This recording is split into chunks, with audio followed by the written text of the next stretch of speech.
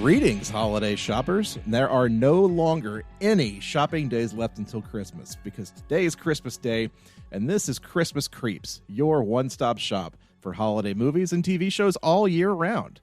My name is Joseph Wade. I will be your host for this evening. Here with me tonight are my co-hosts, Johnny Five, the human robot. It's here, finally. The one day where it makes a little more sense that we do this.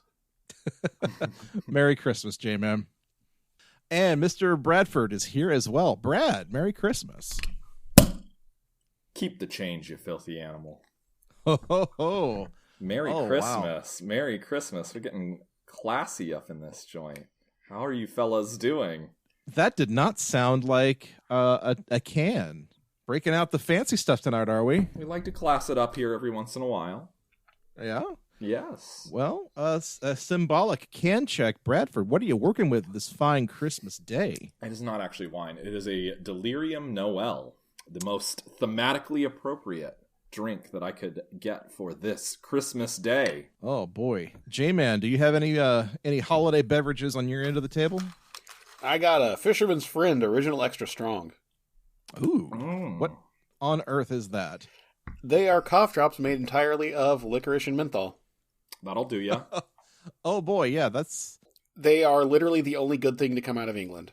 Well, you have to keep this beautiful instrument of yours in proper top condition. Well, friends, let's see if I can get this thing to crack open. What do you have? Ooh. Oh no. My soda is flat. Zip. My soda pop is flat, you guys. Jonathan gave me a holiday soda I was going to drink on the air tonight.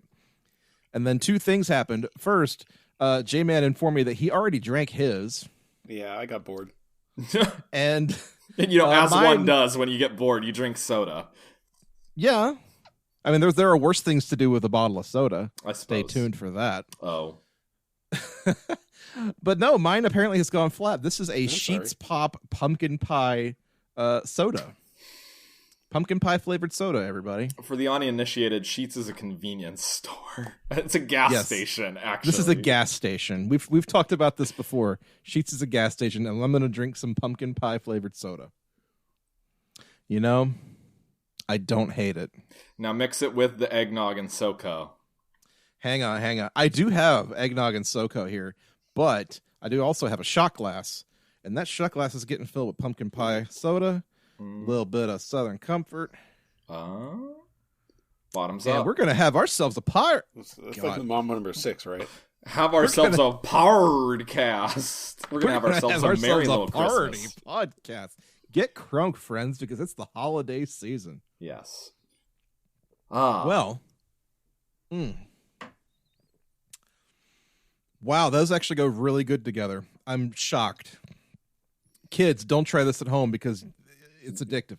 Hey, you're also not of legal age. You're also not of legal age. This is our Christmas episode where typically we watch something that is very American, very un-Christmassy. July at Christmas is what we usually do. Yes. July at Christmas, as we call it. And this year, our celebration of July at Christmas comes in the most American tradition known as capitalism. by which we mean Disney has purchased 20th Century Fox, and therefore they now own the rights to Home Alone. What do you do when you buy the rights to Home Alone? Why, you make another one, of course. So tonight, friends, we're going to pit the original 1990 Home Alone against the 2021 remake, reboot, whatever you want to call it, Home Sweet Home Alone. Now, before we start the show, I want to read to you this from this book of prophecy I have discovered. Okay. Known as the Leonard Maltin 2015 Movie Guide. Oh, I was thinking it was going to be like the Zodiac Killer letters, and I was going to be a little confused what that has to do with this. Listen, no, Ted Cruz has blocked me from his Twitter page, so I can't read that shit. But I'm going to read to you, where is this page? Because this is a very dense book. Here it is. This is the entry on Home Alone, written in 2015. Wildly successful comedy about an 8-year-old boy whose family inadvertently leaves him behind when they go to Paris for Christmas vacation. The plucky kid then proceeds to fend off 2 bumbling burglars with a variety of elaborate booby traps, followed by 2 sequels and 3 made-for-TV movies. Yeah, because there were only 2 theater sequels and 2 made-for-TV movies at this point. So Home Alone 2 and Home Alone 3, both of which we have covered on this show. Yes. And then 3 made-for-TV sequels. Home Alone 4, which we've never talked about. Home Alone 5, The Holiday Heist, and blank... ... I mean, you can forgive the man. He's writing an entire book about a bunch of movies, and one would probably safely assume that there are a bunch of really crappy made-for-TV Home Alone. Is he counting the Home Alone 5 segment from The Critic as one of them? Because I would. Maybe. But even if he wasn't, how did he know? How did he know that this movie would exist 6 years later? Just like Death and Taxes, I feel like a remake or reboot is an inevitability at this point. Everything is going to be remade before we die. You realize this, right? Oh, 100% yes. But like just the mere fact that this typo exists cannot be a mistake. Like they knew that Home Sweet Home Alone was coming, and they tried to warn us, and we didn't listen. Well, it certainly shows if this movie was written in 2015, it would make a lot more sense. Yeah, it would, wouldn't it? Yeah, it sure would. Because, and we'll get into this a little bit later, I think what we're going to wind up doing is we're going to spend, I don't know, we'll talk about the first Home Alone first, and then we'll jump into the lion's share of this episode is going to be Home Sweet Home Alone. I mean, it's been done to death at this point. Everybody has seen Home Alone, right? Like, that's one of the touchstones of 90s cinema, I feel like. I don't feel like there's anybody who hasn't seen Home Alone. People who don't watch movies have seen Home Alone. Yeah, like Home Alone, it's one of those movies that like everybody knows the plot to, even if you've never seen it. Yeah. You know, so I don't know what ground we're supposed to be able to cover on this episode, but we're saving most of our content, or whatever you want to call it, for this remake. I mean, the plot synopsis that you gave from the book that you just read from did a pretty good job. Pretty much covered it, didn't it? Yes. And the fact that they were able to spin 5 sequels out of that is kind of remarkable. I mean, not see, that's the thing. Not really when you get down to it, because it's just the premise alone is like an endlessly repeatable thing.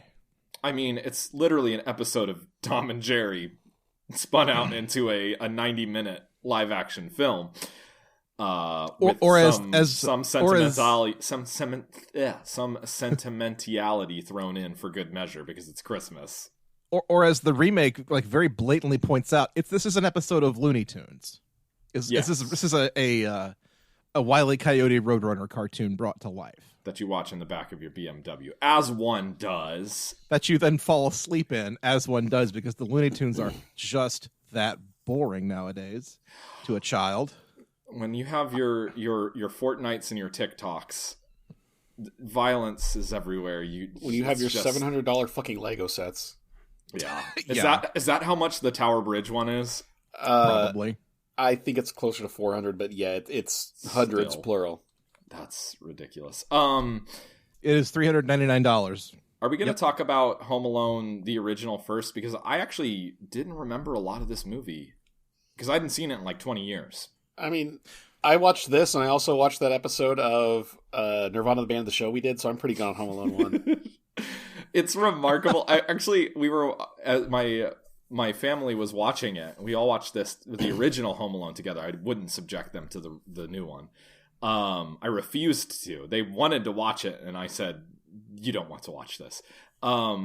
Anyhow, I was laughing to myself at Home Alone at inappropriate points because I was thinking about the episode of Nirvana the Band, the show, and how on point the references are.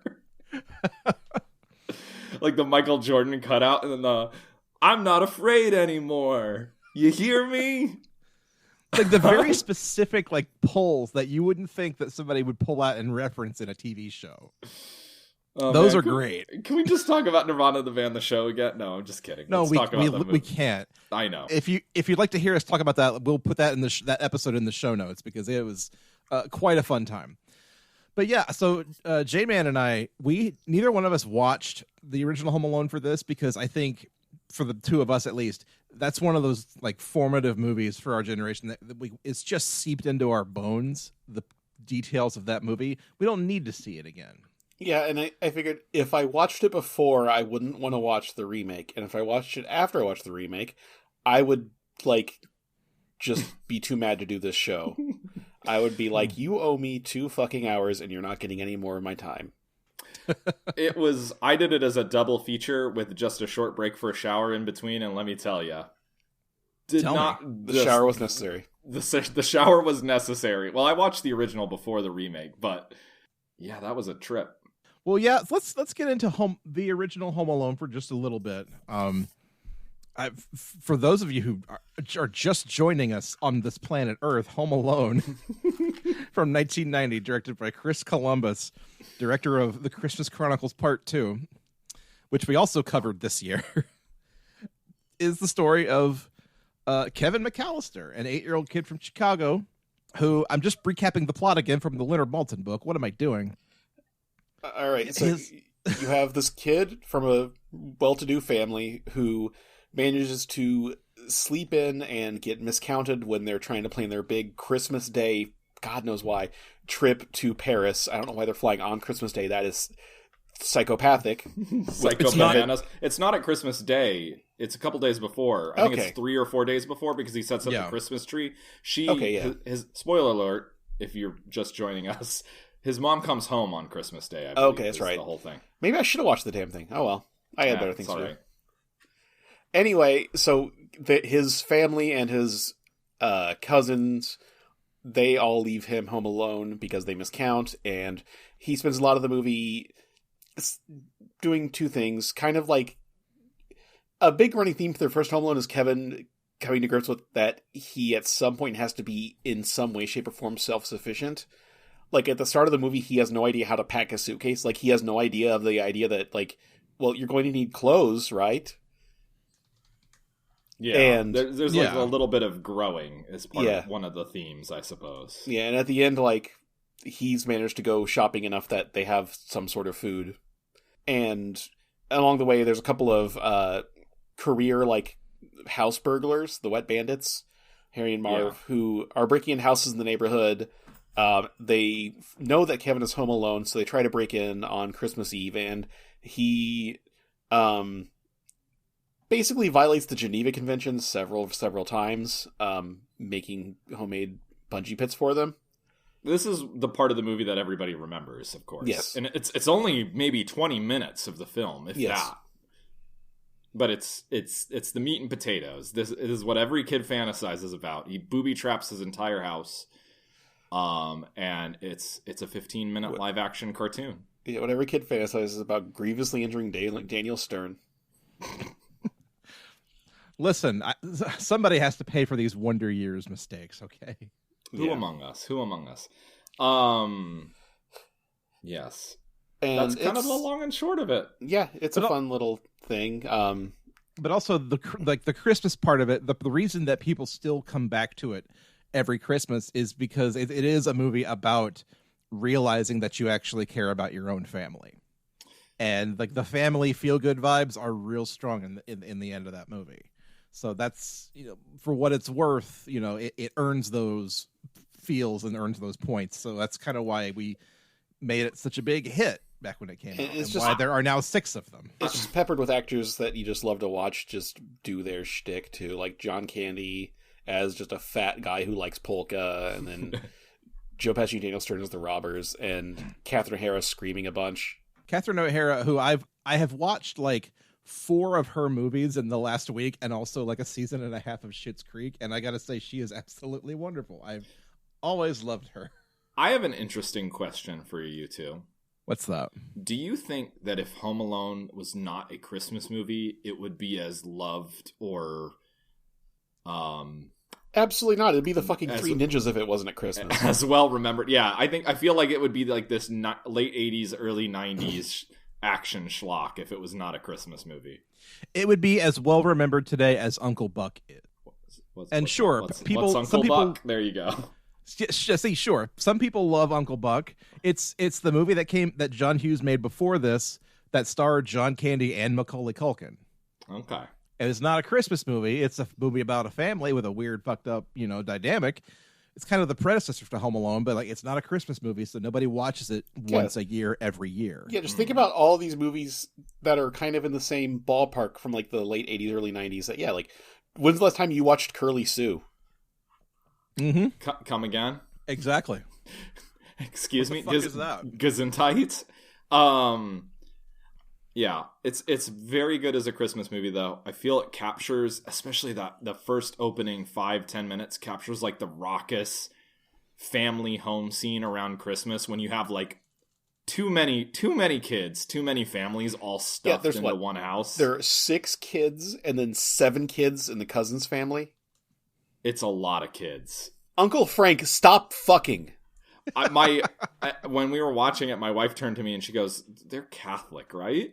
Like, yeah, they're Irish Catholic. McAllister. Oh, 100%. McAllister. Yeah, I guess that makes sense. And he does go to a Catholic church later in the. That's in the true. Film. So I guess that scans. And remember, I think we talked about this in our Home Alone 2 episode. That at some point they asked John Hurd, like, why do you think the family is as rich as they are? What does the dad do for a living? And he just said, crimes. No, I think his answer was like, he's the highest paid gynecologist in Chicago. Okay. Something so that's along why he those has lines. 9 kids, because he has fucking practical experience. He's just like, well, look, honey, it's like, how am I going to know without experience? He knows exactly what he's doing, is what we're saying. But the reason that Home Alone became such a huge hit is because of the booby traps, right? Absolutely. Like, without the last 15 minutes of that movie basically doesn't exist. And as all the other movies kind of prove, except for 2, also not having Daniel Stern and Joe Pesci kind of ruins it as well. You need people who can do that, get hit in the face and just get mad about it, basically. Yeah, and the sequels, I almost said the true sequels. Like, there's a set canon to this series, which there really isn't. But like the sequels after 2, the villains are like in part 3 they are like professional terrorists, right? I hate 3 so much. Fucking North Korean terrorist, right? Or something like that. They're involved with North Korea, but they are like Euro trash terrorists. 3 is so bad. I hate 3 so much. I can't. In 4, I know Marv returns with like his girlfriend or something. So that's and it's whatever. French Stewart, barf. Yeah, really. And then in 5, it's like art thieves, like professional art thieves. And it's kind of saved by Malcolm McDowell, absolutely like just there for a paycheck, to be honest. What little joy I remember getting out of that was because of that. Wait, did you guys cover Holiday Heist on this show while I wasn't here? Yes. Yeah, that was a real early one for us. Oh, wow. Okay. That's way back in the day. I was about to say, you guys know an awful lot about Home Alone 5. Yeah, that was when Karen deigned to show up on the show more than like once every 6 months. Yeah, speaking of which, how is Karen doing? She is fine. Actually, she's probably asleep because the Final Fantasy XIV servers went down. Oh, man. So we're not going to get a Karen appearance on this episode. That's a bummer. If I ask nicely, maybe. Go wake her up. I'm sure she'll really like that. If you bring the computer to Karen and let us ask her nicely, maybe. I have a desktop, so I mean, give me a minute, but I can make this work. Get a bunch of extension cords, splice 2 of them. No, I don't know how this is gonna work. Anyways. So I need a male-to-male extension cord. Did I sent you guys that, right? I think you did. Yeah, the thing about the male-to-male extension cords. Yeah, what I've heard about them is there's absolutely one reason you would ever need those, and you don't, because you're absolutely not doing that reason. Because you're not an electrical engineer working in in a professional situation. Yeah, there's like absolutely one industrial application for those cords, and you're probably not in that field if you're literally anybody on Earth. So for those of you playing at home, I sent John and Joe, I think I sent it to our whole Discord. Join our Discord if you haven't already. This tweet about this electrical engineer that's horrified that Amazon is just selling male-to-male extension cords because they're highly dangerous and you'll basically burn your house down. And there's a bunch of 1-star reviews from a bunch of horrified electricians. And then there's one 5-star review where it's like, yeah, I used it to kill all the frogs in my pool, and it works pretty well for that, but I wouldn't recommend it for anything else. Oh no. Oh man. It's What, it's a trip. For real though, what actually is that meant for? What is the purpose?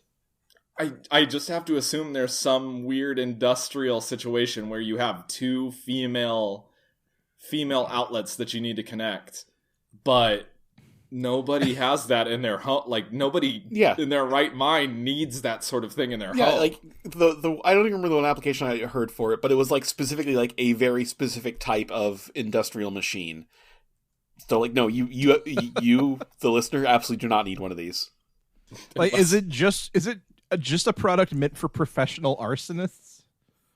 I mean, it's a product made for idiots, is what it is for the person that's on Amazon, because it's people doing weird setups for their home lighting situation. Because apparently these listings always show up around Christmas.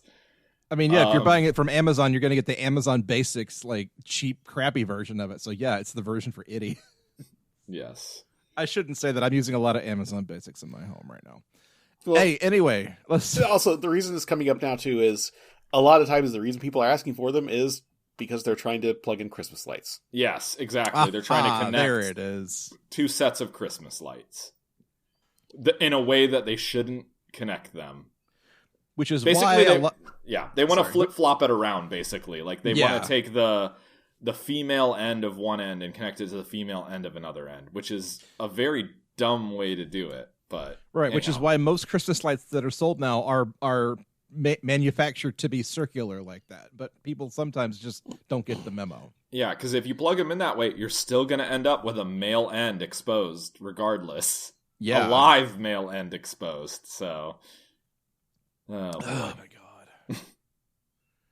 You know, and it surprises me that like at no point in I think any of the Home Alones we've seen are, except for the brand new one, are Christmas lights used as like some kind of weapon or deterrent. Unless I'm mistaken. Hey, if you're listening to this, whoever's writing Home Alone 7, which I assume is an inevitability at this point, go ahead and throw a male to male cord on that list of japers.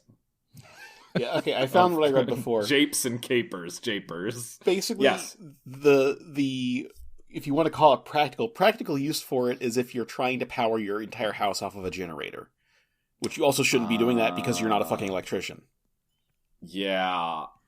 Okay, yeah. So like that's like an emergencies only kind of situation. So you're saying that it's, most people have a generator and it's already wired it's either hardwired into the house by an electrician because you live in an area where you need a generator, or you've put it in your backyard and you're going to plug a couple of appliances into it. Yeah, and like you're plug the fridge into it. Yeah, but you're saying this is a situation where you want to connect a generator that's not already hardwired into your mains, which is a very bad idea to do, it sounds like. Oh, it's a bad idea. It's going to ruin everything, but that's the idea people have. Like, well, if I just hook the generator into the outlet, it'll power all the outlets, basically. Oh my god. Oh no. And that sounds so bad. Yeah, I'm gonna read this off of Quora, because this is where I've gotten this information. This quote: "The only logical reason I could see people using a double male cord is if connecting a grid tie solar inverter that outputs into household wiring and sends any excess energy back to the local grid to sell to the power company. And if that doesn't make sense to you, you shouldn't be fucking with this. Right. Because it does make sense to me, and that's why I don't have one of these cords. That's why you should hire a professional. Yeah, and it also ends with, like, you shouldn't be doing this. If you're trying to do this, even this idea in general, you have it hardwired already. You don't need a fucking male-to-male cord. Yeah. Yeah, so you might as well have been speaking Greek for the last 3 minutes. I don't know what the hell you just said. Exactly. If you're not an electrician, which I'm not, I just literally reading off the phone, you don't need one of these. I only barely understand what electricity is, let alone a male-to-male cord for conducting it. Or if your pool is full of frogs and you need to kill all of those frogs really fast. I'm worried about the really fast. Like, oh no, the pool party is in half an hour. See, now I'm imagining like a horror movie about like the Australian cane toad invasion.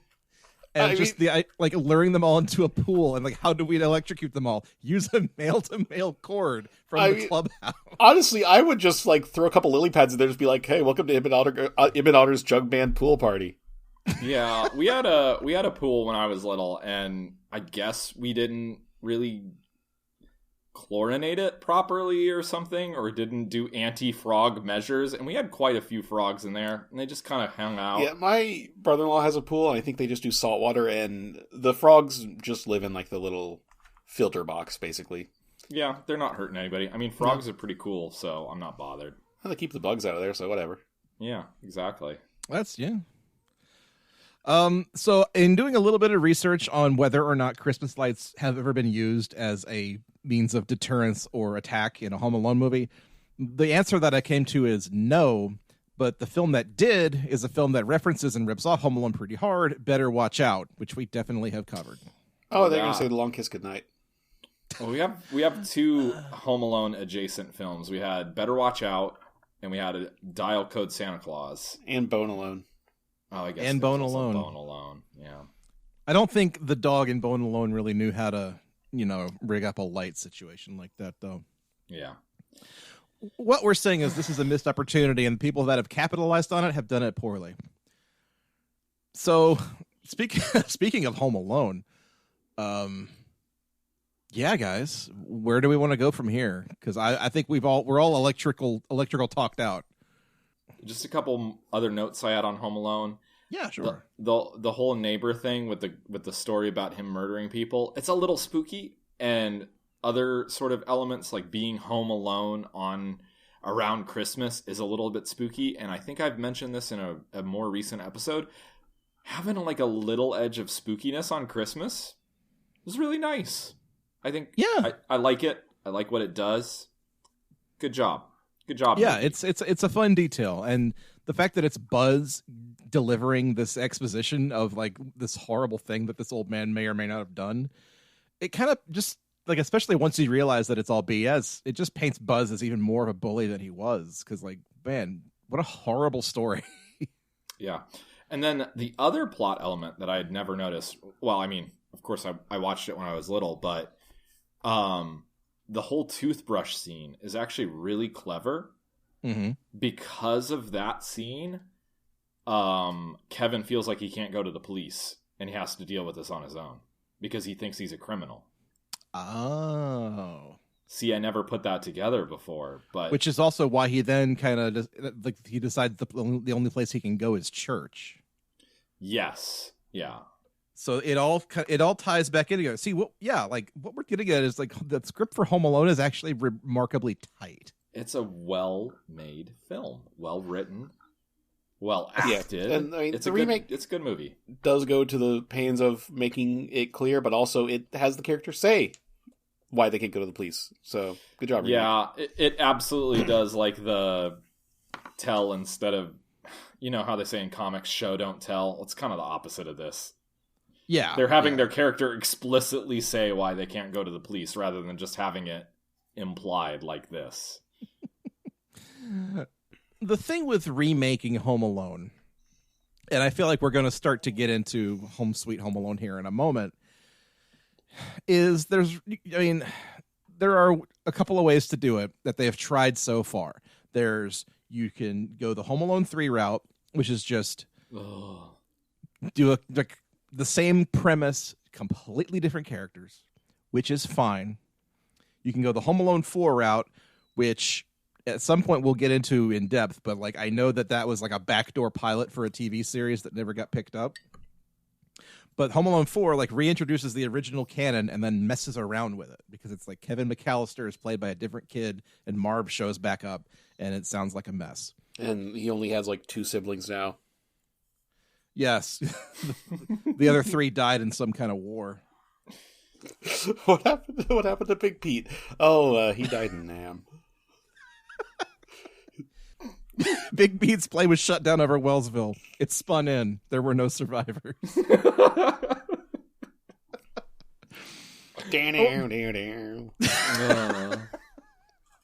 Or you can go the Home Sweet Home Alone route, which is, what the hell, it's a 30 years later sequel, put Buzz in it for no reason and just redo the damn thing. So yeah, the where this sits in the Home Alone canon is it is a full-on everything in Home Alone and Home Alone 2 happened reboot, because they mention Kevin McAllister. Buzz is in this movie. It's what we in the industry like to call a legacy sequel. Correct. There you go. Is that like the new Terminator thing where it's a sequel to Terminator whatever, and basically all of the Halloween franchise where they just pick and choose what movies matter? Yes. Yep, pretty much. They just choose the ones that people liked, and those are canon, and everything else is not. I mean, eventually we're going to get enough Home Alones that we can do like a Spider-Verse thing with Home Alone where fucking Alex Linz for Home Alone 3 shows up and Kevin McAllister is there and new little British kid is also there and they team up, right? That's the thing that people do now with movies. I just want Macaulay Culkin to just like I'm about to hang up kid this in the mouth. Yeah, I'm about to hang up this call after that really dumb joke. Hey, you guys. I hate you. Hey, you guys, I regret to inform you that Spider-Man No Way Home ends at Christmas. It is officially a Christmas movie that we have to cover. Boy. I'm not watching it. Murder my balls. Hey, so now is definitely the time we're going to get into talking about Home Sweet Home Alone. Speaking of which, before we get into Home Sweet Home Alone, you were going to watch, one of us was going to watch Hawkeye for everybody, weren't they? Because I'm not doing it. I fell off of that shit after 2 episodes. My finger is on my nose. I am not, you couldn't pay me. I got to the point in that series, I'm sorry, 3 episodes. I got to the point in that series where they did a car chase and they set it to a Trans-Siberian Orchestra song and it did not fit the scene at all. I would go like pretend I'm barfing right now, but I think with my throat the way it is, I would actually barf. There's your summary for Hawkeye. We're not watching it. Merry Christmas. I'm not going to say like Brad that you couldn't pay me. You could pay me, but I would demand it up front and I wouldn't watch it. I would just take the money and run. Yeah, I would go on Wikipedia or find somebody online who would already summarize the plot and just go off of that. And you would probably be correct. Like if you could probably guess the plot of the series by like cultural osmosis. I mean, I don't even think I'd go that far. I would be like, so it's about a show where there's this guy Hawkeye, and someone gives him a lot of money to watch a TV show, and he just takes the money and doesn't do it, and the end. He's really good. You don't understand. He's really, really good at shooting arrows. Oh, so he's Green Arrow. Yeah. Yeah, sure. Guess. Sure. All right. So he's Robin Hood. Home Sweet Home Alone, with the other Disney Plus thing that we're talking about right now. Last joke I'll make. The cameo that I'm waiting for in Hawkeye is I'm wondering when Alan Alda's going to show up. I don't know what that means. You at least set it up. I'll give you that. That's all I had. I don't care about any of you've this. had your 2 MASH references. Maybe we should talk about something made this year now. Maybe we should talk about the thing that we're supposed to be talking about. That's kind of what I was leading to, yeah. Oh, so after MASH? Okay, we can talk about that. Yeah. See, that's called the rule of 3. 1, 2, 3, set up a third MASH reference, and let's move on, baby. Home Sweet Home Alone. Disney Plus's new Home Alone movie, because they now own everything that 20th Century Fox has ever produced, including the Star Warses, including Alien, and including the Home Alone franchise. And my gut instinct, after having just watched it, is that Disney already had this movie ready to go, and they were just waiting for the ink to dry on the Fox deal. Somebody had already written this movie, because this is very clearly not a movie that was written in the past 2-3 years. Yeah. I mean, it's written by Mikey Day and Streeter Seidel, who have done some things I like, and they've also done SNL, which I don't like. Well, there's no accounting for taste. Yeah, here's a fun quote. Quote, "Nobody got in touch with me about it, and it's a waste of time as far as I'm concerned. What's the point? I'm a firm believer that you don't remake films that have had the longevity of Home Alone. You're not going to create lightning in a bottle again. It's just not going to happen. So why do it? It's like doing a paint-by-numbers version of a Disney animated film. A live-action version of that. What's the point? It's been done. Do your own thing. Even if you fail miserably, at least you've come up with something original." Who was that? Chris Columbus, while promoting Christmas Chronicles Part 2. I was about to say amen, but oops. Of course it was. Of course he would say that. Oops-a-doodle. I mean... He is about 95% right, as long as he had not said it while promoting Christmas Chronicles Part 2.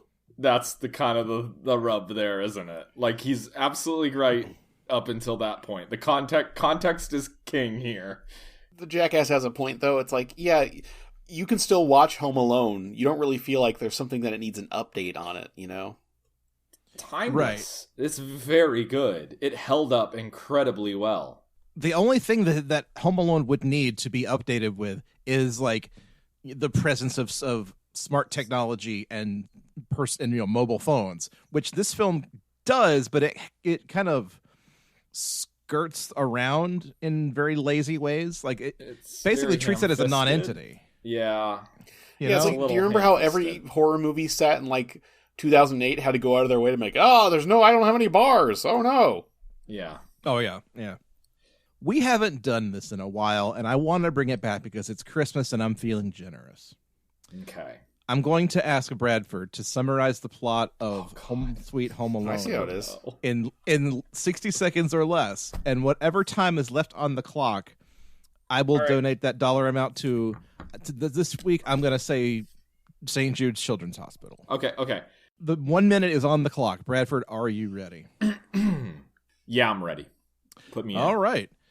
60 seconds is on the clock. Here we go. 3, 2, 1, go. We start in media res. Max is driving home with his mom. He's a little British kid. He needs to pee, but he can't make it home in time. So they go to a house that is being sold. There we find Jeff and Pam, a couple with kids down on their luck. They need to sell their house in order to survive. While there's a doll that is revealed to be worth a lot of money. Jeff assumes that Max steals this doll in sort of a point of animus. Cut forward, Jeff and Pam want to go into Max's house to steal the doll because they realize that everybody is going away to Tokyo for Christmas. Max gets left behind and has to defend his home against Jeff and Pam. He does so, however, they all realize that it was a misunderstanding and Max didn't even steal the doll, he stole a can of soda. They go back to the house and another small child has hidden the doll. The doll is recovered, it's sold, everybody lives happily ever after at the end. And I didn't make any money for St. Jude, did I? I'm going to donate money to St. Jude because I did such a bad job. No, yeah, that you were 7 seconds over, which I'm not going to fault you for because this movie has an obnoxious amount of plot. I tried my best. You did a very good job. I didn't even get into any of the side characters. Because they're not necessary. I didn't get into Gavin. I didn't get into Buzz. I didn't get into May. I didn't get into anybody. That's... I'll donate some money to St. Jude because I did a bad job. I'll Venmo you some cash, Brad. It's okay. Oh, well, no, we'll see. Wait, I get the money? No, to donate to St. Jude's. I'm kidding. You jag. I'm kidding. I didn't know if I did a really bad job, I get money. I would have made it a lot longer. No. I kid. Oh, God. Yeah, this movie, huh? The point that we're making with all this is for a movie that knows that the plot beats of Home Alone, it still like puts way too much effort into forcing a plot onto the structure of Home Alone. Yeah, there's a lot of convolution that happens here to make this plot happen, and a lot of sort of dramatic tension. I don't know what. So it's like with the doll. It's ugh. My first discussion question for the room. Who are the villains of this movie? Max. Joe, what have you learned from Star Wars? Kind of, yeah. Joe, what have you learned from Star Wars? That everybody sucks? That the villains are always British. Oh, no. I'm so sorry if you're listening from the UK. This is also a weird movie in that there's not really a true antagonist. It's just a series of misunderstandings. This is one of my primary beefs with the film. It's a very bad choice, and it's a very weird choice because for a lot of reasons. And we're going to jump into this right now because this is my beef with it. The primary focus is on this couple, Jeff and Pam, and they're not trying to break into this kid's house to steal his shit because they want to or because they're bad people. They're doing it because they need the money and they think he stole something of theirs. Right off the bat, we understand their point of view. We understand why they're doing what they're doing, and we're sympathetic to it. Yeah, and when they're really getting into it and really just like, all right, fuck this kid, it's like, you understand too, because the kid's a little British shithead who's hitting him with pool balls. Yeah, because it makes the kid less sympathetic, and all of a sudden it makes us want to see these people destroy a small child. I mean, to be fair, I hate basically every actor in this movie. I mean, I'll give Ellie Kemper and Rob Delaney a pass, I guess. And Kenan Thompson, Jim Rash get a pass. Yeah, Andy Daly, he's done to me. Welcome to the Triple Threat Club, Andy Daly. Oh, Steve Parnell is here for like 10 seconds. Chris Parnell, but yeah. Chris Parnell. There you go. Yeah, but like the dude from Veep and who's the other asshole? The guy who plays the one brother who has the Toblerone and the other brother, the rich guy. Those two actors, I just want to lock them and their characters both in like a Siberian gulag. Okay, let's get into it for a minute. The reason that I don't think this movie was written in the past 4 years is because there's a very distinct... There's a lot going on here. This Max is from a very well-to-do family, like incredibly well-to-do. Like, fly your whole family to Tokyo on a lark over Christmas, well-to-do. And the family that makes up the quote-unquote antagonists of this film, Jeff and Pam, are like lower middle class struggling family. Pam says she's a teacher, and Jeff says that he is an out of work like IT guy, IT specialist. Well, he specifically says he's like a data migration manager, and he's been put out of work by The Cloud, which is also a punchline from about 5 years ago. Also, remember a couple weeks ago when Amazon's like AWS just fucking died and it ruined everything? Thanks, The Cloud. Thanks a lot, Jeff. Thanks, The Cloud. Hey, Jonathan, you know this. Is cloud computing a Final Fantasy thing? Yeah, it's the part in Reactor 7 when you all three have to push the buttons all at once. I made a Final Fantasy joke. You did it! It's a Christmas miracle. Joe, have you played a Final Fantasy? Nope. Okay. Just check. Let me tell you one you're not going to play anytime soon, Final Fantasy 14, because they stopped selling it because the servers all died. Did you hear about that, Joe? That's friggin' I have heard wild. about that, yeah. That's buck wild. That's insane. Hey, I don't think I've ever heard of a game suspending sales of it because it's too successful. Oh, man. Kind of like how they stopped selling PlayStation 5s because people kept buying them and they don't have any to sell. Well, that's a little different. That's a space. I'm not going to say that you should enact like frontier justice on your local Bitcoin miner, but I ain't the cops. Did you guys see where somebody posted like a huge mining setup in Utah and somebody doxed them with the exact address and it's got like thousands of GTX 3000s or whatever? Welcome to Bitcoin chat, everybody. It's welcome to Nerd Lingering. It's been a long time coming. Yeah, I mean, when did we stop doing that show? And it's the exact same bullshit still going on. I know. Like, the only difference is it's gotten a little more, like, death thready than before. Yeah, we stopped doing... a lot more death thready. We stopped doing Nerd Lingering, like, the same summer that Gamergate became a thing, and we said, we're not touching that poop with a 100-foot pole. Yeah, and we're done like here. 6 months later, Christmas Creeps was born.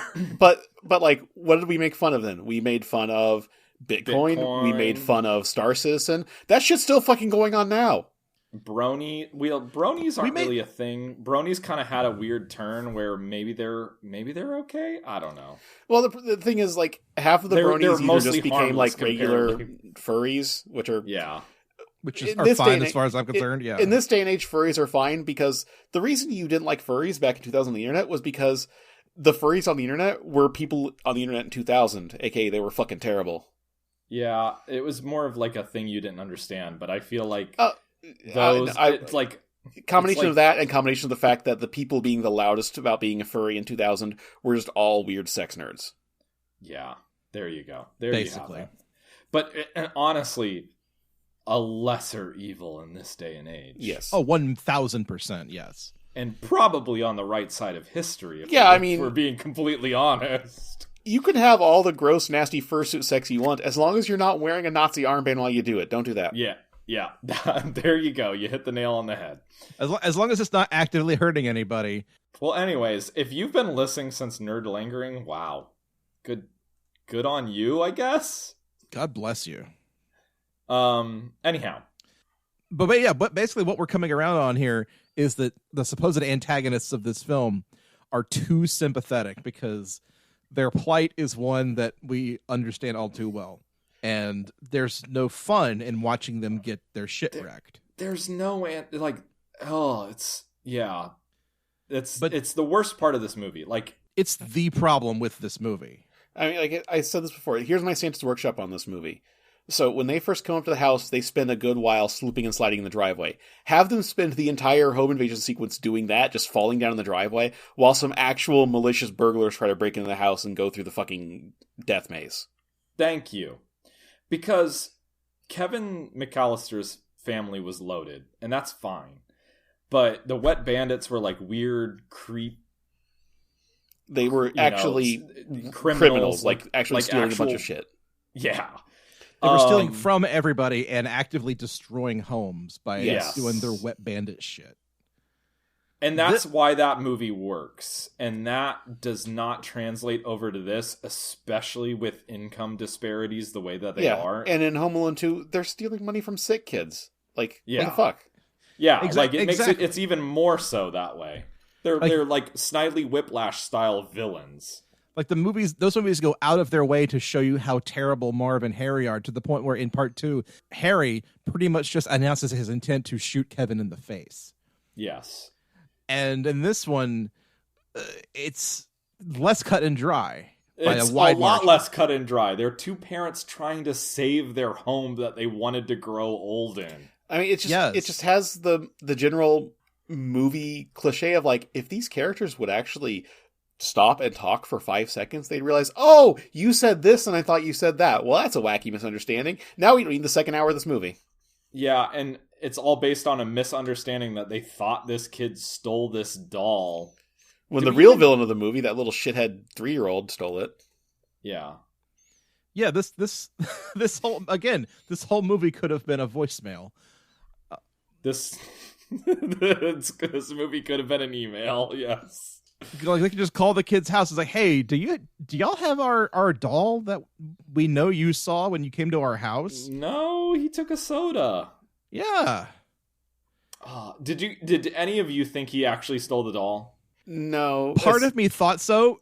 Because in the first scene where he and Jeff interact, he's a real piece of shit to Jeff, and I thought he did it to be an asshole. I thought he stole the doll up until maybe like the japers. I'm gonna coin that. The japers? The japes and capers. The japers. Up until the japers started, I thought maybe they stole the doll, or he stole the doll, but then I started to get the feeling that maybe they did not. I'm gonna say, as soon as I saw the little shithead 3-year-old, I was like, oh no, the little shithead 3-year-old has the doll. Yeah, because they make a point of showing that the 3-year-old's like a weird kleptomaniac kid. And also, it's just like, that kid fucking sucks. If he talked, he would be British. And that's not to say that this movie isn't without its like charms. There are some good goofs to be had here. There are some good goofs. Anytime Kenan Thompson's on screen is pretty great. His character is in and out in just a couple of scenes, and he's great the entire time. Yeah, like his first scene where he's trying to tell the dad off for saying not great things is pretty good. Just his like realtor character trying to be a real huckster about selling that house, like a realtor. Yeah, like that realtor is. It's not to explain too many of the jokes, but the fact that when the kids come home early, hi kids, we're home early. his instinct is to just freeze like a statue. Like he's just like, oh, the little kids are obviously attracted to movement. They're like raptors. Yeah, of course. Yeah, that was a good one. There was a moment halfway through the film where Keenan shows up at the church because like it's Christmas Eve and everybody goes to the church to see a performance. Keenan shows up, and for a second I thought, wait a minute, did Keenan steal the doll? Is Keenan actually the villain? And then I thought the film was going to go take a really, really hard, like, eat the rich stance, because Keenan makes a point of saying, like, yeah, we're rich, it's fine, it's cool, to like his clients who are very obviously poor. That would have been a very different movie. Can I just say I did appreciate the fact that Keenan shows up at the church, and then as soon as he's done with business, he decides to leave, and I appreciate that very much. I feel that so hard. He hands out business cards and leaves. It's so good. Oh, and hey, Jim Rash is here for about 30 seconds. Good job, yeah. Jim Rash. Who's he? What up? Playing Dean Pelton, essentially. For about 30 seconds. When they go to the old folks' home to sing Christmas carols at old people. Oh, is he the piece of shit director of that? Yeah. Yeah. Oh god, I hate that character so much. Which I mean, good on him for playing such a shitty character. Like he played that character well. I didn't hate him as an actor. I hated that fucking character. Did you ever watch Community? No. Okay, he's essentially reprising a role that he played in Community as dean of the community college. So if I had to pinpoint when this movie was written, I would say probably 2015, because a lot of that was really like anytime the adults are talking, they're just being like snide, snarky shitheads to each other, just sniping constantly, endless, just bickering back and forth. Oh, look at my D flat who's 5 minutes late. The time runs on him. It's just like, it's all just really like terrible first generation trying to be a Judd Apatow movie knockoffs, basically. It's very last decade SNL kind of comedy.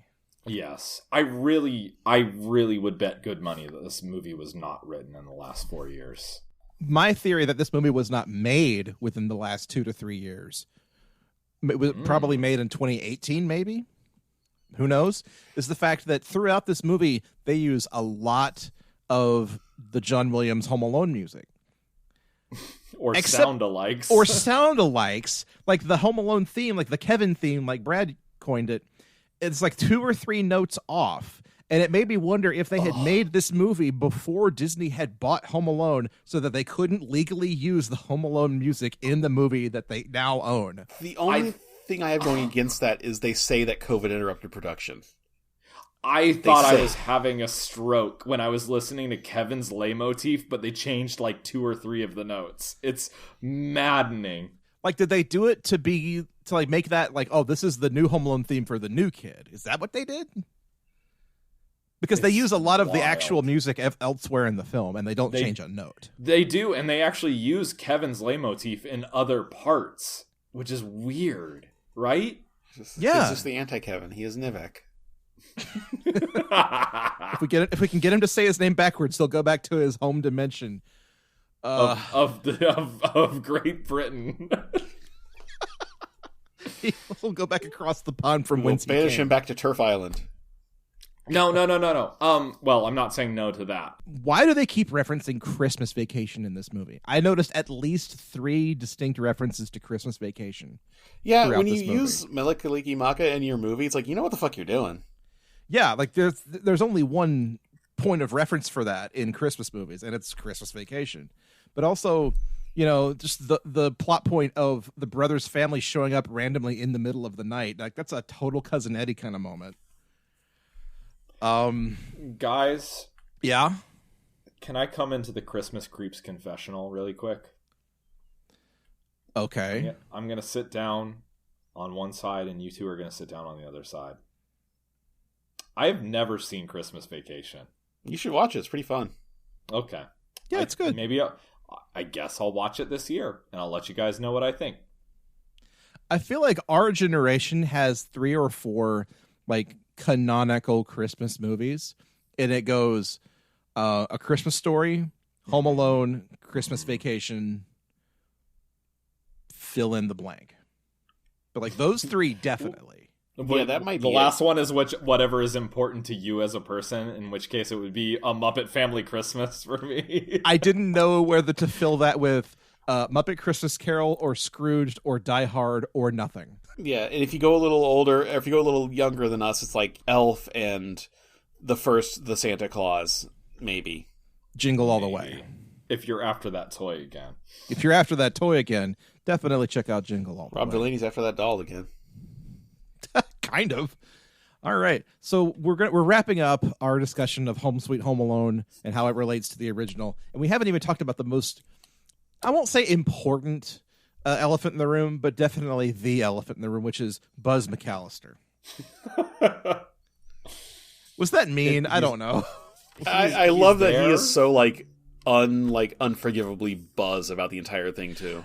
Yeah, that's the best part about it is that Devin Rattray is back. He plays Buzz. He has not lost a beat. He is still 100% identifiably Buzz McAllister. It is very believable. It is very good, especially when the last scene and it cuts away is just him just unloading half of the burrito onto his shirt. Oh, yes. God. Yeah, and also just the implication that Kevin as a business has gone into home security it's a fun little thing. I mean, yeah. That's the one thing. We've all of us have done it. Have theorized what does Kevin do after Home Alone's 1 and 2, and yeah, it makes sense. Your choices are either home security or Unabomber. I mean, everyone has made the joke that the Home Alone movies are like saw traps for kids, and home security is not that far off from that, is it? Yeah. And so then Buzz goes and he gets the call that Max's family is in Tokyo, and they've realized that Max is home alone, and they call in. Oh, we haven't even gone to this. Buzz is a policeman. Yes, I'm sorry. So he first shows up in the movie because Rob Delaney accidentally sets off the home alarm by getting the code wrong, and so Buzz shows up, and Ellie Kemper Pam kind of distracts him, and she talks him down. Yeah, and he hits on her just a tiny bit because he's that kind of creep. Just hit on a married woman while her husband is literally 10 feet off. I mean, if she's gonna fake hit on him, he might as well return the favor. Yeah, yeah. But then later on he gets a call that he gets a call that Max has been left home alone by his family, and he's like, no, disregard that. That's a prank. This happened to my brother twice, and he fucks with me all of the time about it. Every Christmas he calls this in. Yeah, and the idea that the owner of a home security company would do that to his own brother, a police officer, is fucking hilarious. And it's very Kevin. It scans, right? Yeah, now Kevin is in a position of power over Buzz, and he's going to use it. Yes. I do enjoy that touch. That was a clever bit. That was because maybe one of the few bright spots in this movie. The other idea I had was if you really needed to make a Home Alone sequel, to basically make it a buddy cop comedy of but anti-buddies, where it's Buzz is a cop and Kevin is a detective, and they team up against both of their best wishes to solve the crime, and then at the end of the day they learn nothing. They're back to just go away, trout sniffer. Hopefully I don't see you at Christmas. We really need to get into screenplay writing, because man, that sounds so much better than most of the schlock that comes out nowadays. Oh yeah, and everybody's had that idea, what would the legacy sequel of Home Alone be? And pretty much everybody's ideas has to be better than what this turned out to be. Yeah, because it's just too easy and too straight down the middle. Yeah, when you try to humanize the burglars too much, you have to end it with it all being a big misunderstanding, which is what happens, and it feels comes sour, off looking bad. Yeah. I mean, I mentioned this to you guys off the show, but this is kind of a problem. I feel nowadays where movies in general need to be less afraid to have actual villains, because Harry and Marv were actual definable villains. No sane person would actually root for them. Yeah, what the fuck is going on with that Cruella de Vil origin story? Exactly. Yeah. Like, she wants to kill a bunch of dogs because she's like an evil rich asshole and loves wearing fur skin coats. Like, do you need an entire movie to explain that? Yeah. They try to pull their punches and it just comes off so much poorer a movie for it. Like, just either make them actual villains or, like John suggested, have actual villains swoop in Act 2 to pick up the slack, because nobody is going to, like, root against these two poor schlubs actually just trying to make their way in this world, you know? Yeah, like, who's gonna root against Ellie Kemper trying to keep her house, you know?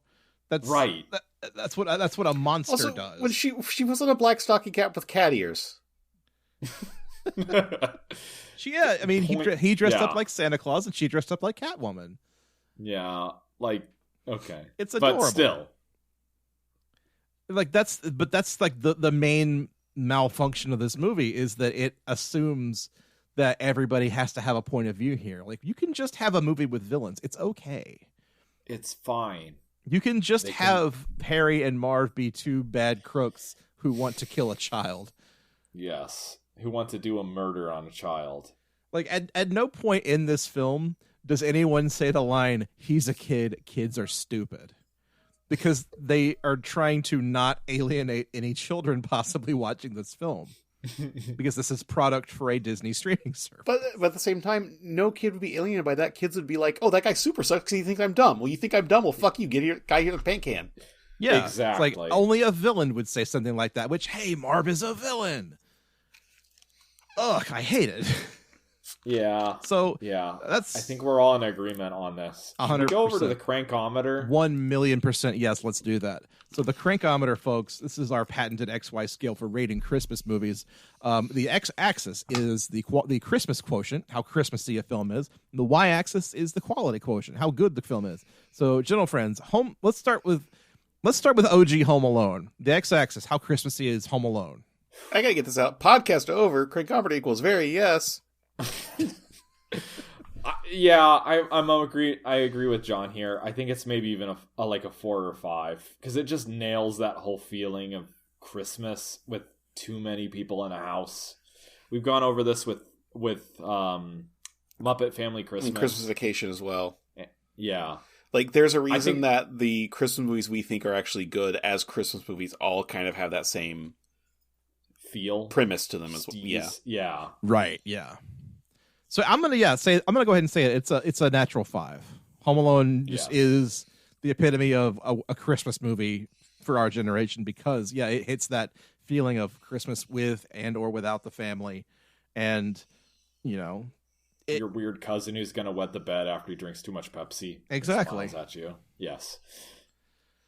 So the quality question, Hammy, how much do we actually like Home Alone as a film?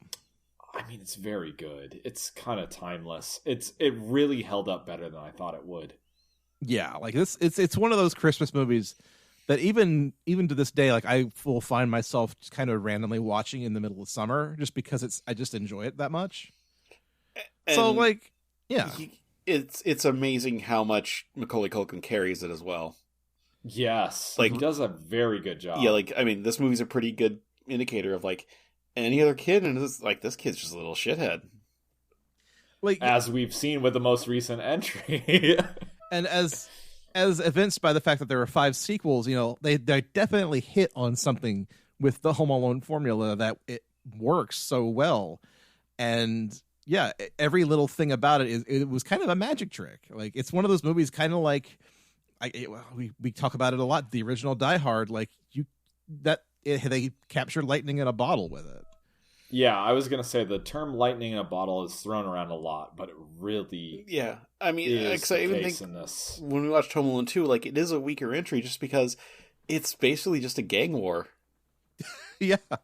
And just like the thing hanging over the film's head is like, ugh, it happened again, Yeah. But just like everything feels just like a little more, like, it's less personal because, like, Kevin's in it to, like, what the fuck? These assholes are stealing from poor kids, they're sick kids. And at the same time, it's also, this time it's personal because, like, it's just, everything is just ramped up. Right. Like they're going to straight up murder Kevin now because they're like they learned the lesson last time, and Kevin is just like, I'm just gonna throw a sewer pipe at you. Yeah. So 4, 4, 5 quality quotient. Is Home Alone a 5.5? Is there anything we do not like about Home Alone? Not really. Christmas Vacation, really I think we good. gave a 5.6. Yeah. So I'll say Home Alone could be a 5.5 because if I had to choose one or the other to watch, I would choose Christmas Vacation every time. But yeah, Home Alone is very good, and it defies its age. I think it's a 5.5. Yes, I agree. And the thing we haven't we've touched on like the John Williams music and how just solid and indelible that is. And if you want to hear me talk about Home Alone music, my other podcast, OST Party, we did a whole episode on the Home Alone 2 soundtrack. That's going in the show notes. It's a good episode. Check it out. It's a great episode. So one about Star Wars Holiday Special for some god-awful reason. How many podcasts have you done about Star Wars Holiday Special now? Technically 3, because the first time OST Party recorded that episode, it failed and we lost the episode. Oh no! I didn't even know about this. That was a whole year ago. So instead, we had to like vamp and just make up an episode on Scrooged on the fly. Wow, that was a fun week. I bet. But anyway, yeah. So Home Alone is like the rare natural, like it's a perfect Christmas movie, folks. We haven't really gotten into much of that. Why? Because we're talking about Home Sweet Home Alone, but it really is. Like, there's a reason why we're comparing it so hard against the original, is because you can't really hold a candle to the original. I hesitate to throw out timeless, but it really is. It really is so good. Yeah, you don't really watch it and you're just like, geez, this is some 90s bullshit, you know? Which you could easily watch other movies from 1990 and it's the most 1990 that ever 1990'd, you know? Yeah. It's not an episode of The Simpsons, is what we're saying. Yes. But at least Home Alone goes through like enough of the process of like how like the chain of communication can break down so that, yeah, mom can't get a hold of her kid who's trapped at home when she's overseas. It all kind of fits and it makes sense. And then you get to this one. Yeah, because the steps this movie has to take to like Home Sweet Home Alone, I mean, to like kind of establish the same thing as like, you know, why can't they just call the house? Well, because they all have cell phones. There is no landline, and the kid doesn't have a cell phone because he's 10. So why don't the police help? Because the kid's scared of police because he thinks that his parents are getting in trouble for leaving him home alone. Because Home Alone 2021 says a cab, and sure, but also the kid's like only friend in his house is like the what does he call it? Weird Siri thing. The Autobot, whatever it was called. Homebot. And Homebot cannot make phone calls, as he discovers to his chagrin. There's one scene that I kind of like where he's like, okay, Leonard, internet, let's see what you got. And then it just shows parental controls. And it's like, okay, all right. So that kind of explains away most of why like he can't use like VoIP to call them or whatever. Right. Like he's basically stranded, and that's fine. Yeah. They go through enough of those hoops that I'm okay with it. But yeah, it's okay. They also established that like they don't know the neighbors because they moved in like a month ago or two. Like they take lines to kind of like it's. I still think that's kind of BS, but whatever. Yeah, because I mean, Home Alone 1 established that like why can't Kevin just go to the neighbors? Because none of the neighbors are home. That's why the wet bandits are hitting the neighborhood, because Harry cased every house and everyone's going on vacation for Christmas in this neighborhood. Exactly. Yeah. And like same thing in Home Alone 2. Why can't Kevin go to his uncle's place? Because his uncle is still in Paris, as per the first movie. Yeah, he's in New York. Yeah. And in an abandoned building. So here we go. So Home Sweet Home Alone, how Christmassy are we going to call this one? I mean, it's not. But it isn't. It's not. It's not. It doesn't capture that sort of like feeling of having everybody crammed into the same house. Yeah, because again, one thing that Home Alone, the original, does do is it does take you to the family in Paris a couple of times and kind of spends a lot more time establishing the links to which. What's the mother's name? I'm drawing a blank. Kate. Can we talk about how much I thanked God that they didn't like pull the whole Tokyo thing, except for one scene where they're like, "Uh-oh, mom's racist. Whoops." So I'm gonna throw a number out and see if you guys agree with me. Christmas quotient 2. I was gonna say 2 or 3. Yeah, 2. Like 2. It kind of gets the flavor, but then that's about it. Yeah. It tries to ape the flavor of the original, and it just doesn't. Yeah, stick the landing. It's, I mean, like it's whatever. It's kind of like eating British food. It's like, well, you didn't really land on a bad flavor. You landed on no flavor.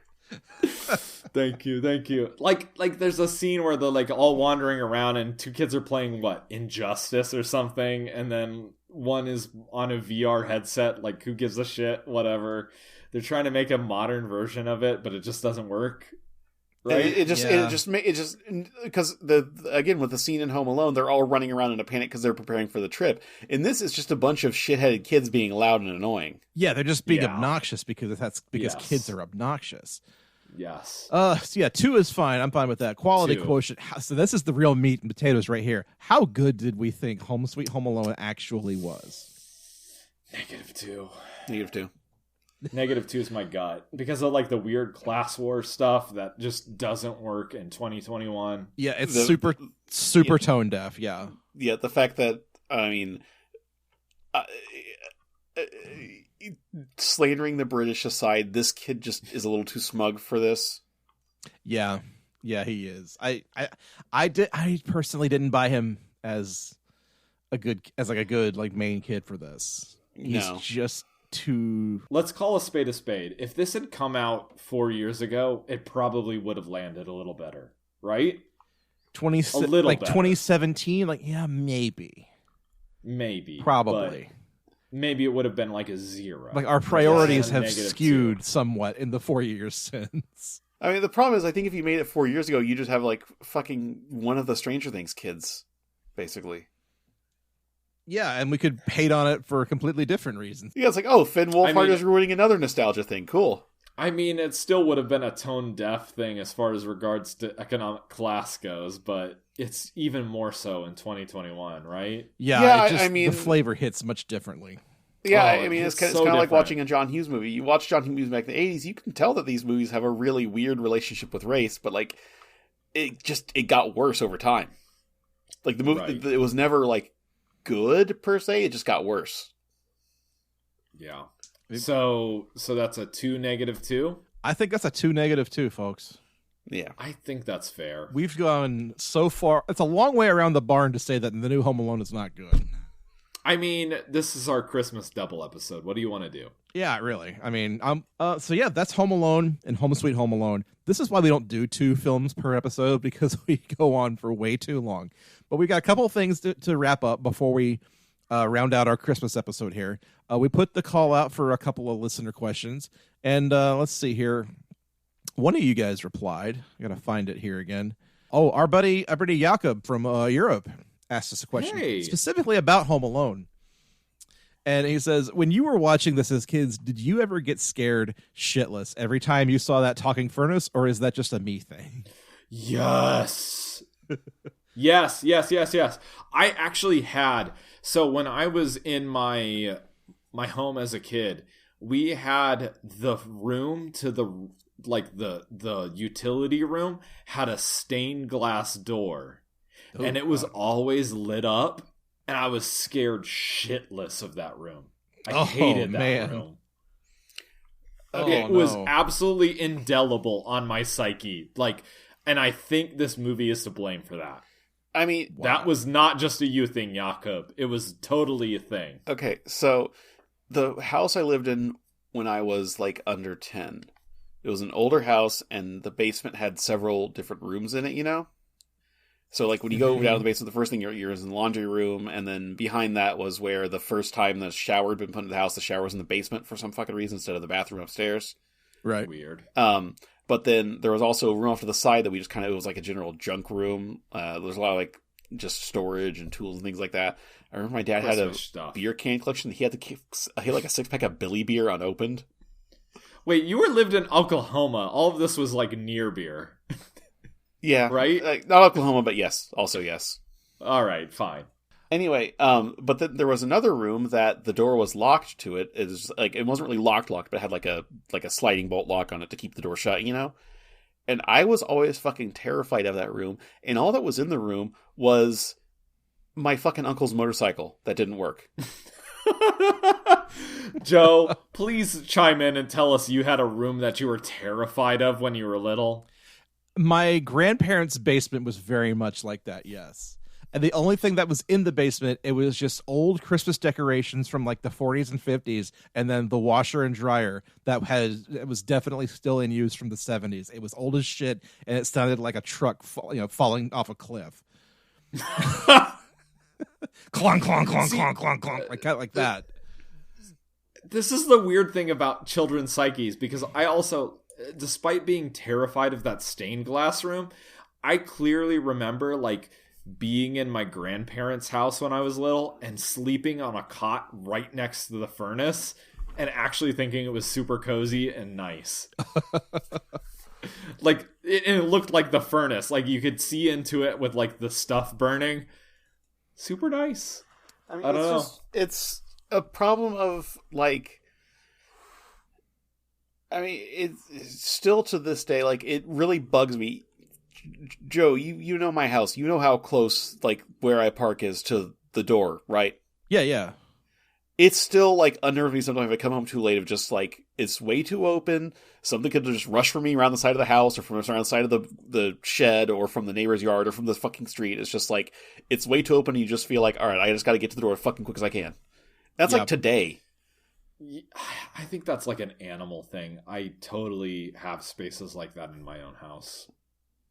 I mean, I'm currently recording this podcast in a room like directly adjacent to the furnace in my own home because I live on like a slab home where there's no room underneath or above for a furnace to go. So it's basically in a closet right next to me. So when it goes off, I fucking hear it, and it's ugh. I'm surprised that it's never been picked up on podcast, but you know, I'm an editing wizard, I guess. Yes, you are. Thank you for all you do. Thank you. The last thing I'll say about all of this is when, the furnace scenes in Home Alone that he's referencing here, Kevin goes downstairs once and the furnace comes on and it goes and he runs.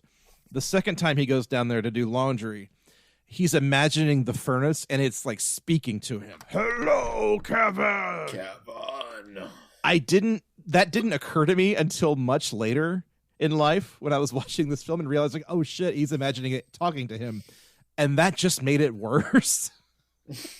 Like a little bit. When I was a small child, if I had known that the intent was he believes the furnace is real and it's evil, that would have made that scene so much scarier for me. Yeah, a little bit. I don't know. But then this movie kind of does something similar where it kind of pulls like a Christmas Story thing where Max imagines his mom in prison for having left him home alone. It does pull the Christmas Story thing, and it's much poorer for it. It does. I don't like it. Because it thinks it's being like whimsical when it's actually just referencing a completely different Christmas movie.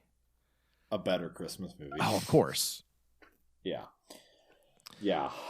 Speaking of which, there's a scene where the family is watching a sci-fi Flash Gordon-ass remake of Angels with Filthy Souls. Oh, yeah, we didn't even touch on this. Yeah, with, and even one of the characters just wall joke. Like, it's so bad. Looks at the camera and says, like, wow, remakes of things that don't need to exist suck. How a Jay and Silent Bob movie, who would pay to see that? Hey, movie, if you don't know that you're going to be very good, don't make that joke. Thanks. Hey, like, how many movies this year alone have made that joke? Like, this one did it. The Coming to America sequel did it. Pretty sure the new Spider-Man does it. I think. I mean, was Jay and Silent Bob reboot this year? Because that was the entire movie. No, that was last year, but it still counts. But yeah, like, why is that the go-to joke? Like, yeah, we all know the remake sucks, but we're gonna comment on it anyway. Fuck off. We're gonna make it anyways. Yeah, because like we've already got your dollars, and you're gonna watch whatever shit we put on. I mean, just to keep referencing more 90s movies, like, it's kind of like an Office Space where, like, Lauren says, like, someone says they got a case of the money. He's like, you get your ass kicked saying something like that. Like, going like, man, sequels sure suck, am I right? And you're like, sequel or remake, you should get your ass kicked for doing that. So Yes. in the world of Home Alone, we've established that you can get your ass kicked for talking about decades late sequels and also wearing dinosaur pajamas. Yes. And also being Correct. British. And also, That's Also just that. for me though. he won't let this go, people. Well, is there anything else we need to talk about in regard to Home Alone 1 or 6? Because I'm desperately trying to wrap this episode up. Well, then I'll save my end of year questions for you all later. Oh, okay. Well, I think we have one other piece of mail though, right? We do.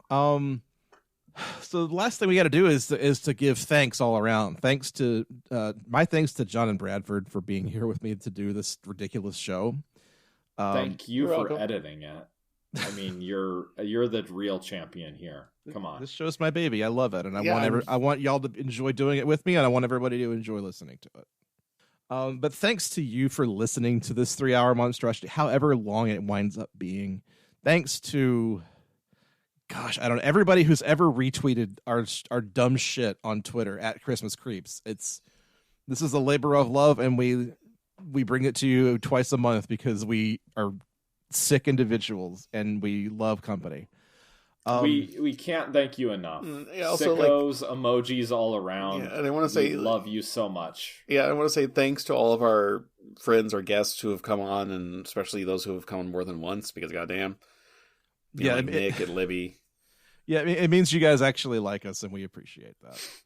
That or you don't have anything better to do on a Tuesday night, and like, hey, yeah. mood.